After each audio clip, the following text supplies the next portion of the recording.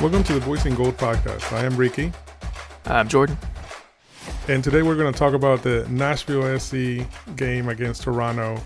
It was 0-0, very uneventful. What do you think?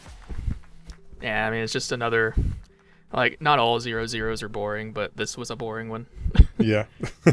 I feel 8 shots for us, 10 for them. Just not a lot going either direction. That could be indicative of very strong defensive play on both sides, which definitely saw that for us, but not for them. I mean, we also just struggle going forward. We were lucky that they didn't score at least 1 or 2. Yeah, they were very close.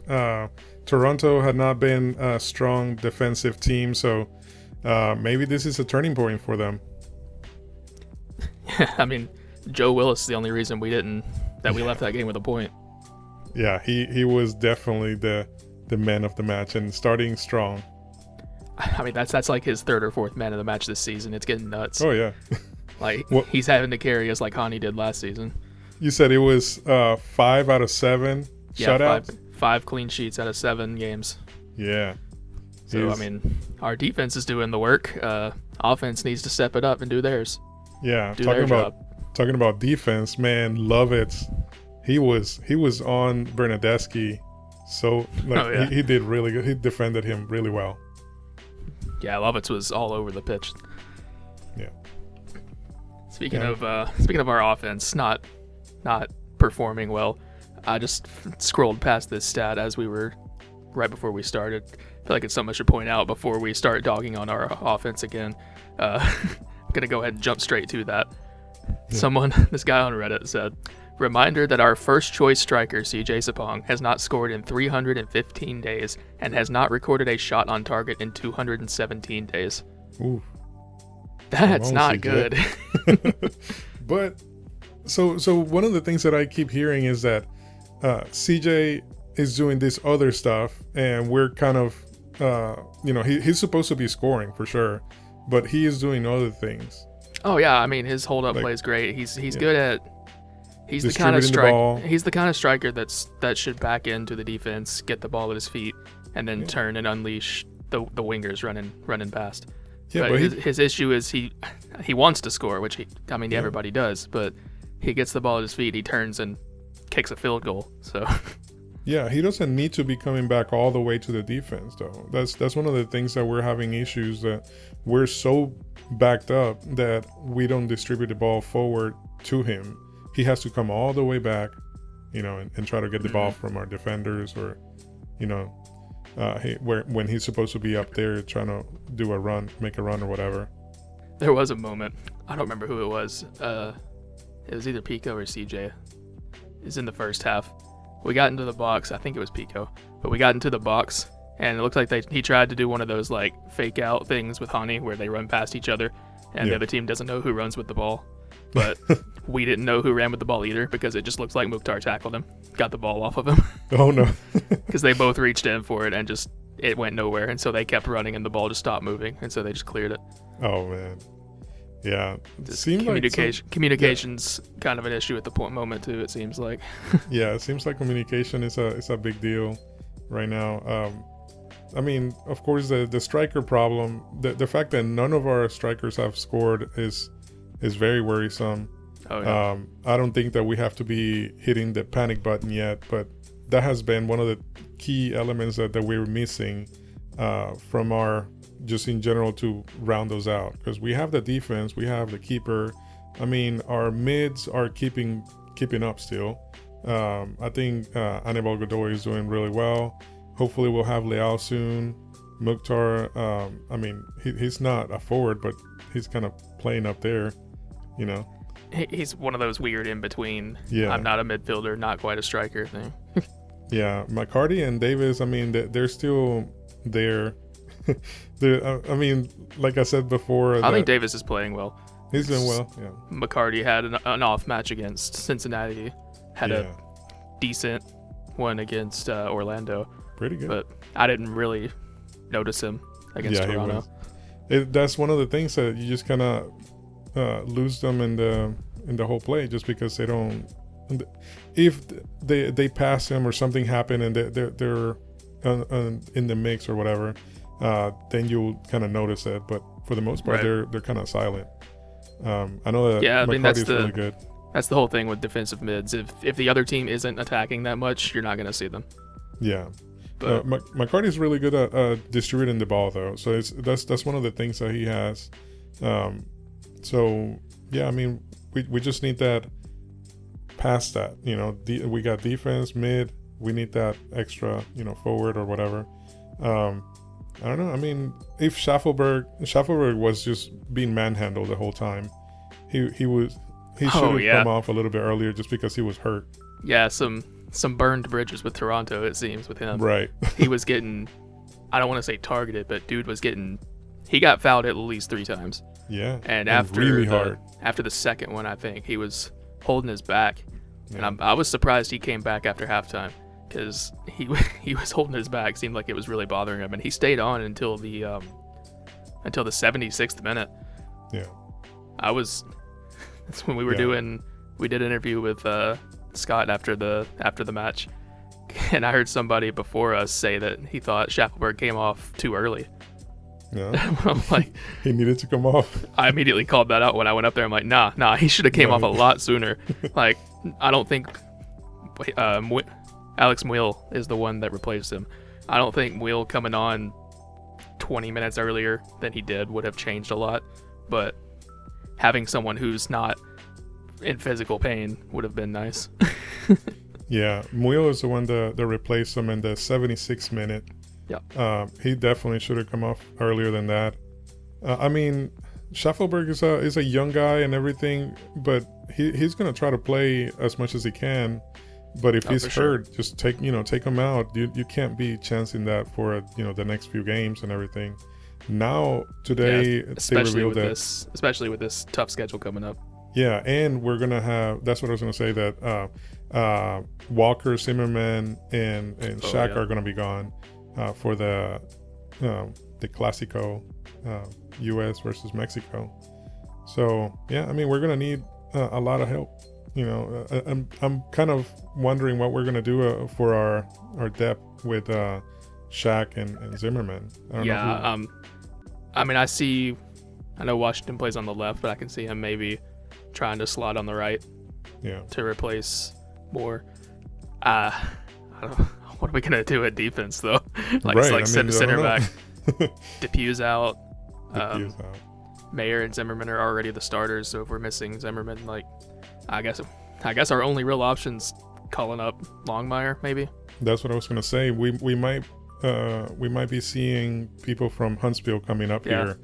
Now on Sunday, we'll talk about that later. But on Sunday, we did see a lot of our guys playing for Huntsville, and I'm glad that they're getting some minutes over there. Yeah. It was who was it? Washington. Washington. Bauer. I didn't know that. Yeah, Washington was up there. Bauer. Of course, Panico. They were saying Panico. Is that how you say his name? I thought it was Panico. I've always heard it Panico. I don't know. Yeah, that guy was saying the name's kind of weird, the announcer. But you can't really, I mean, it's kind of like a high school production over there, so I don't know. Yeah. No, I don't want to bash on that because that's really good coverage. At least we get something, But yeah, hopefully we'll see some people from Huntsville coming up now that we're going to be needing that depth. Man, I'm not sure if Longmire is ready. Hopefully he steps up and he does well. If we do need to get him up here, might as well do it now. Doesn't say whether he's ready or not. We need somebody standing there. Even if it was a potential substitution, just have him on the bench. That'll be that's good time for him. Even still, who's starting? Right, that's true. Yeah, losing Zimmerman at a time like this is not great, but yeah, we'll see how we adapt. Yeah, there's gonna be 3 matches coming up. The New York one is not as pressing, but the next 2 after that, LAFC and then Atlanta, those are gonna be really tough matchups. I was hoping that we did really well on defense. I'm not sure how long they're gonna Shaq and Walker are gonna be gone. The U.S. versus Mexico game is on the 19th, so he definitely will be out for the LAFC one. So that's a week from today, next Wednesday. Yeah. Yeah, I don't know if 3 days will be enough for them to turn around and come back here and put a performance in. So, especially with how much Shaq does down the wings. Yeah, I'm hoping. Well, I mean, usually when they get called up, they play at least 2 games. Right now, it looks like it's just gonna be this U.S. game versus Mexico, because the next one up is U.S. versus Mexico CONCACAF Nations League semifinals. Yeah, I was gonna say, what is this? Is just a friendly, or is this is just a friendly? Yeah, so that's what surprises me. Who cares about friendlies? It's just a friendly. So the next one up is the Nations League, but there's nothing friendly about U.S. versus Mexico. Oh yeah, it's gonna be a fun one. It's gonna be at University of Phoenix Stadium. So yeah, and it says it's a friendly. But yeah, we need all the help we need. We need all the help we can get for the next few games. I'm guessing they're gonna be gone even for the New York game. That quick? I think so. So we're facing them this Saturday. Well, they play on the 19th, so that's a week from today. I don't know how long they would want to practice. That's 4 days before the match. That should be fine. So you think they will play on Saturday the 15th, and then they'll fly out? Hope. Okay. Yeah, I hope so too. Yeah, I don't want them to leave. If they are, we need to go. I mean, we need to be doing this anyway, but we need to go to New York with plans on walking out with 3 points, because without them, we might drop some. So yeah, do everything we can to get a result out of that one. Back to the game we just watched. I mean, not super entertaining. Like I said earlier, just because it's 0-0 doesn't mean it was boring, but this was a boring one. We had 40% possession, which is more than we usually have, but still not majority.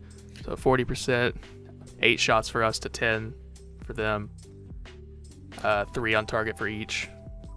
Yeah. Now, there was something that somebody mentioned. I think it was one of the podcasts.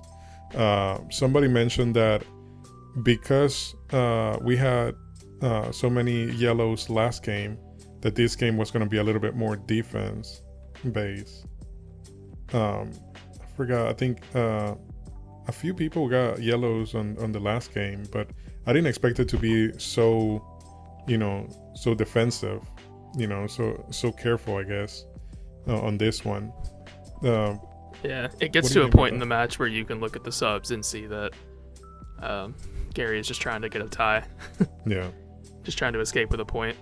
I mean, surprisingly, I don't think that was the case this match, because he was replacing people with people in their position. Like, Will replaced Shaffelburg, winger for a winger. McCarty replaced Davis, defensive mid for a defensive mid. Bunbury replaced CJ, striker for striker. So it didn't really seem like that was the plan subs wise, but the way they were playing, it really felt like they were just trying to grind out a point. Yeah. It looked like it was a pretty calm game just overall. It was very defensive. 2 of their guys, I think 3 of their guys got a yellow. No, 2 of their guys got a yellow and 2 of ours. Yeah, I'm seeing 2 and 2. Yeah. Pico and Lovitz for us. The Lovitz one actually led to their biggest chance of the game. Oh, man. Yeah, he kind of had to, just because he was right there, and it was Bernadeschi. But it was, yeah. But man, what a save! I don't even think that was a foul. Like, not even biased. I don't think that was a foul. He was touching his shoulder. That's about it. But it seemed like it to the ref just because of the angle. Yeah, like even still, it is a pointless like challenge to make. Yeah. You don't need your arm around the guy. No, definitely not. Especially just like that was a very close free kick they took. Oof. I mean, what a kick! Needed Joe on top of his game to keep that one out, and yeah, that just shows you Joe in his prime. Yeah, wild, but he's hitting his prime at this point. Yeah. I mean, that's the best. This is the best that we've seen Joe in a while. I mean, since 2021. Oh, when he got benched for 2 matches last season for Panico, and that lit a fire under him. Oh man, he's definitely still. Definitely doesn't want that to happen again. Nah, he's making sure I'm the first name on that team sheet. Yeah. Yeah, Joe gonna carry us into the playoffs by himself. Apparently. We just we'll score here and there, but we won't have a score against us. So. Yeah, I mean every game's been the same so far. If we win, it's 2-0. If we draw, it's 0-0. If we lose, it's 1-0. So is it right now the only ones without scores against is or this many clean sheets, I guess, is us and Cincinnati, I think. Yeah, I know Joe's tied with someone. I haven't seen who it is. Let me look. Yeah.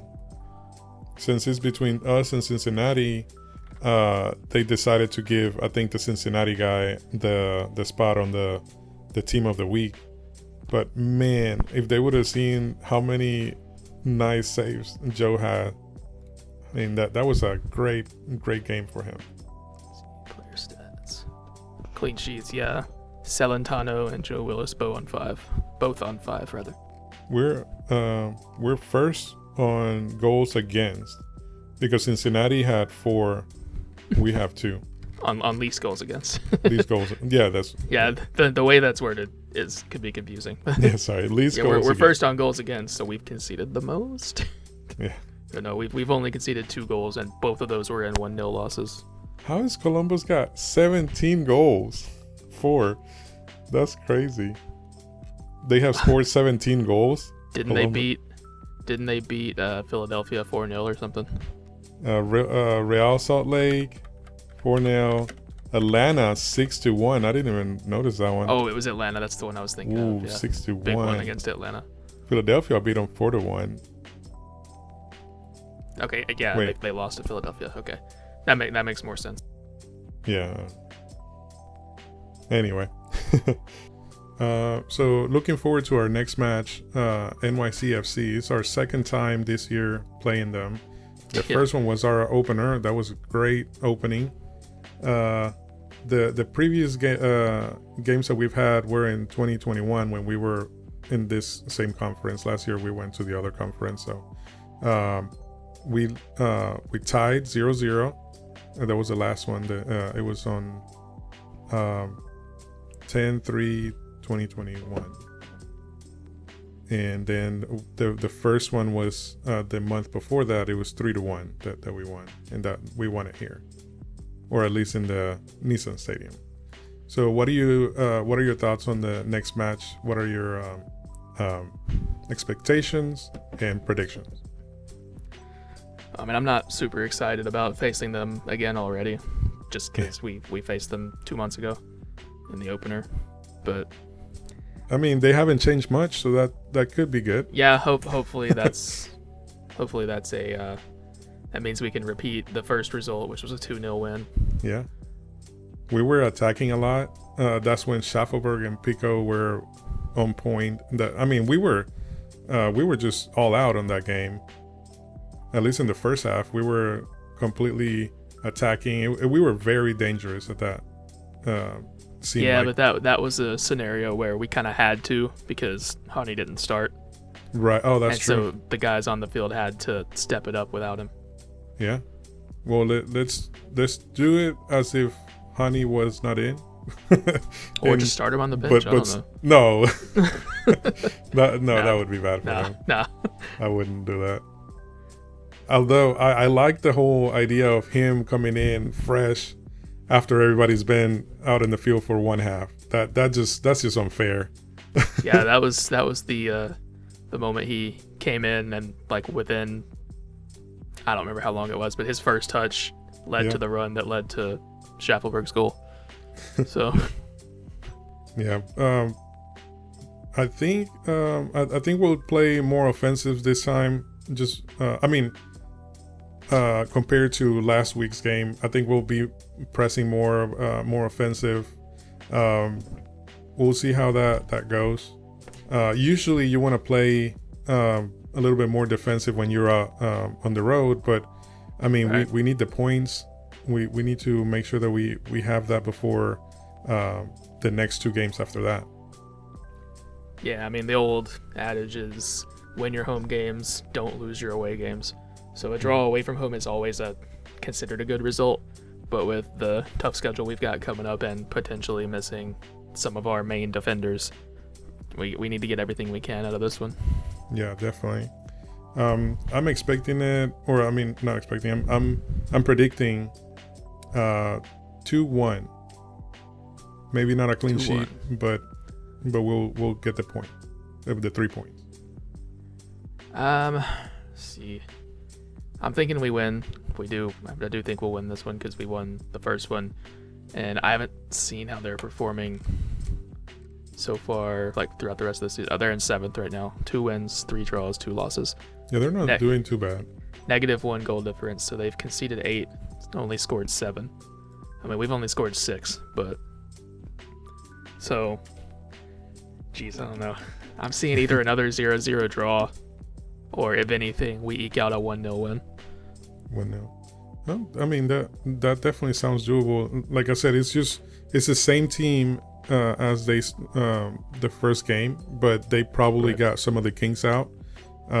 They're still rebuilding, but they're still a strong team. I mean, Toronto, they're in an odd situation right now, and they didn't even have Insigne. So yeah, for them, we looked out a bit sense. in that sense. Yeah, it made sense for them to be defensive, but instead they were attacking more. I think that they saw how we were playing more defensive, and they just kind of pounced on that. I mean, you can't really play that defensive at home. I feel like we were in our back foot. Gary Smith would like a word. Right? But, I mean, this was I feel like it was an opportunity that we missed to get 3 points from Toronto. Oh, yeah, I agree. I mean, I do think we salvaged a point because they did look like the stronger side, but it never really felt like we wanted to win.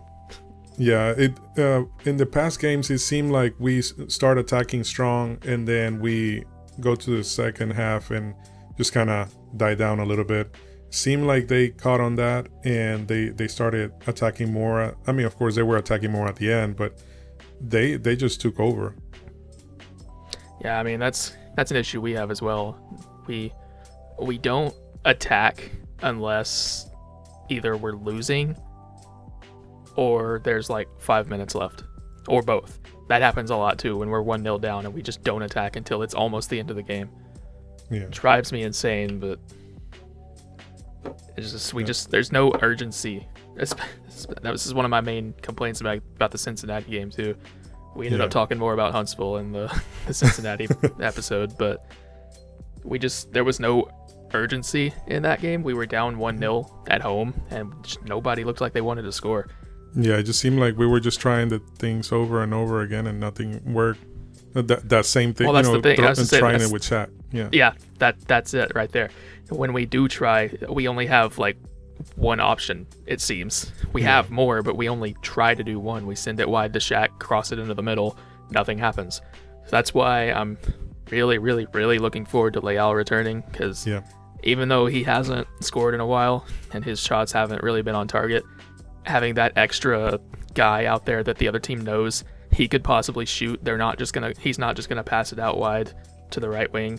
Yeah, he's gonna try it. Yeah, it's gonna keep the other team not knowing what we're doing. I feel we're very, very predictable at the moment because we have a single attack, and so having someone like Leal back into the midfield who is willing to go for long shots or try something weird is really gonna help us because we really need the variety in our attack, because currently we just don't have it. And we did get a word about Leal. I think it was somebody on Twitter posted about him being back. The Club and Country Twitter, they posted that they had heard he'd be back around the time of our Open Cup match, which is the 25th against San Antonio. Yep, that's gonna be a busy week. LAFC on the 22nd. Then we have the Open Cup on the 26th, and then on the 29th we're gonna have Atlanta. Man, that's gonna be a tough schedule. I see us playing a bunch of backups against San Antonio, which understandable. They're a USL club, but they did just win the USL last season, so they're the current USL champions. As in, this is like the toughest low draw we could get. That's not an MLS team. I was really hoping for an away day at Chattanooga, but whatever. Yeah, that would have been nice. But I feel like we're gonna play a bunch of younger guys like we did. Not necessarily like the game against Club America last year, because that was just a glorified friendly. This one's actually a meaningful competition. Yeah, we actually have some silverware on the line. Right, and I'm hoping that that's not fully the case, but I can see us not risking big names at least for a full 90, because it is 3 days before a big match against Atlanta. So I really hope we don't take them too lightly, because I can see that really coming back to bite us and making a very early cup exit if that's the case. Yeah. I definitely don't see us playing our top guys against San Antonio, but again, you kind of want that option to be able to win the Open Cup. I mean, that's going to be one of the easiest way to get to the CONCACAF. That's why I'm saying I hope we don't just severely underestimate them, because this is a competition I feel like we do have a chance of going far in and potentially winning more so than MLS playoffs. So it's something I feel like we do need to focus on, but I understand that if they're probably gonna rest more guys than I would like for them to, simply because it's 3 days before a big game against Atlanta. Yeah, it's just bad timing. I mean, there's really there's no good timing for this. I mean, other than if it was not on season, that's pretty much it. And even then, you're doing it when they're supposed to be resting. So it's I think the biggest thing going for us in that game is going to be that San Antonio to Nashville is it's not a short distance. Yeah. So, and we drew the home game in that one, so that was good. So hopefully some jet lag, or if they're driving, a lot of time on the road gets to them and they're not fully prepared. Yeah, it's going to be late for them too, because they're Central behind time as well, so. Or maybe an hour. Yeah, maybe an hour difference, so it's not too bad. But yeah, I don't know. Texas is big. I think it hits 2 or 3 time zones. Yeah. I know part of it's in Central, like the Austin, Dallas area is Central, but yeah. All right. San Antonio, as far as I know, is more west. It's like right on the border with Mexico. Oh yeah. I guess in closing, I wanted to mention the moment of silence that we had before the game and during the game, which was really, really nice that we were able to make it happen. From minute 6 to minute 12, we had a moment of silence. Of course, they had to continue playing and everything.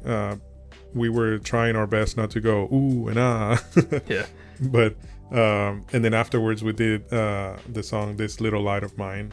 That was really nice. That one didn't catch on very well, but I think most people understood what was going on with the moment of silence. As far as I know, they didn't fully communicate it, because at first it was just a supporters group thing. Like I think the roadies put out that they were planning on doing it, and then that was kind of shared around the back line. But I did see that Nashville did share that, but it wasn't until like not long before the game started, so there were a bunch of people that didn't know anything about it. Also, it wasn't announced. Obviously, it was just something we did mid-game. Yeah, it wasn't announced, but it definitely they did put it in the media very last minute. But I mean, it was there. Yeah, and I mean, I feel like people caught on. Yeah, the commentators knew what was going on. They called out to it. Like, I only listened to part of it, but they said not long after it started, it was like, hey, you can probably tell the atmosphere's kind of dropped a bit here. There's a reason for that. Oh, nice. And kind of explained what was going on. That's really good. And put a camera on the End Gun Violence banner, which I found out, by the way, we got that from Austin? The Austin supporters groups. Yeah. They put those up after the Uvalde shootings. Yeah. So yeah, shout out to Austin's supporters groups for that one. That's really good. I'm glad that I mean, it's sad that we have to do that, but I'm glad that we're able to do something about it and everything. yeah, thank you, supporters groups, backline, everybody that organized it. That was a really good gesture. And hopefully, we don't have to do it again. Yeah, even the Toronto section, the away fans, they may not have known what was going on, but they put their phone lights on too. So Yeah. if they did know what was going on, shout out to them as well. Yeah, that was really good. All right. Any closing thoughts? I hope we go to New York and come out with 3 points. Yeah, I hope so too. I feel like we go a draw, and then we come out swinging, and then go back to kind of a slump. Yeah, I mean, the games following that one, I can see leading to a slump because LAFC, Atlanta. Not a fun stretch coming up. Yeah. But I think I think the game in NYCFC is going to be interesting. They're going to be in a different they go back and forth between the Yankee Stadium and the Mets, and I don't know. I mean, that might throw them off too. I'm not sure how. I'm sure they're used to switching up by now. Yeah, they're just like, we're just playing away all the time.